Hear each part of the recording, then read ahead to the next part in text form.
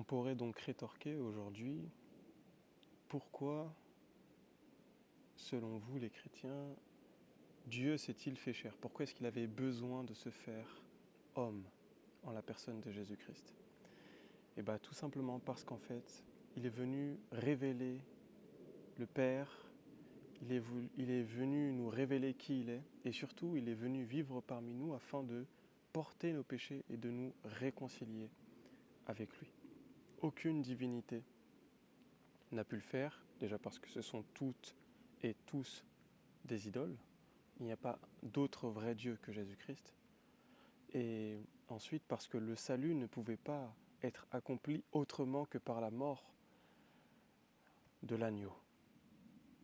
Dans Jean chapitre 1 verset 14, il est dit que la parole a été faite chair et qu'elle a habité parmi nous pleine de grâce et de vérité. Et dans Philippiens chapitre 2 versets 6 à 8, il est dit de Jésus qu'il existait en forme de Dieu auparavant et qu'il s'est dépouillé lui-même pour se faire serviteur, obéissant jusqu'à la mort de la croix. Et cette obéissance a permis au monde entier, et le monde occidental tel qu'il est aujourd'hui, même le monde entier, a été impacté par le sacrifice de Jésus-Christ, qu'on l'ait accepté ou pas d'ailleurs. Il est venu révéler Dieu. Jean chapitre 14, verset 9. Celui qui m'a vu a vu le Père. Jésus est l'image du Dieu invisible, d'après Colossiens chapitre 1, verset 15. Dans toutes les religions, nous n'avons pas de médiateur.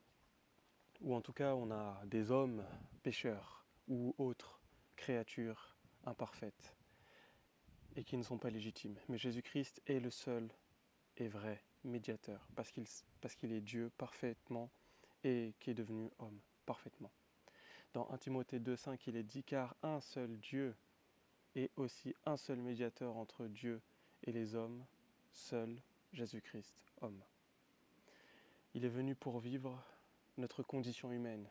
Par conséquent, aucun autre Dieu que lui ne nous connaît mieux. D'autres dieux dont je ne nommerai pas le nom parce qu'ils ne le méritent pas, ne peuvent pas nous comprendre. Mais Jésus-Christ, lui, nous comprend. Il comprend nos souffrances. Il compatit puisqu'il a vécu selon la condition humaine. Il a connu la faim, la fatigue, la tristesse, la tentation, mais en plus, merveilleusement, sans péché, d'après Hébreux, chapitre 4, verset 15. Il est venu une bonne fois pour toutes pour vaincre le péché dans la chair.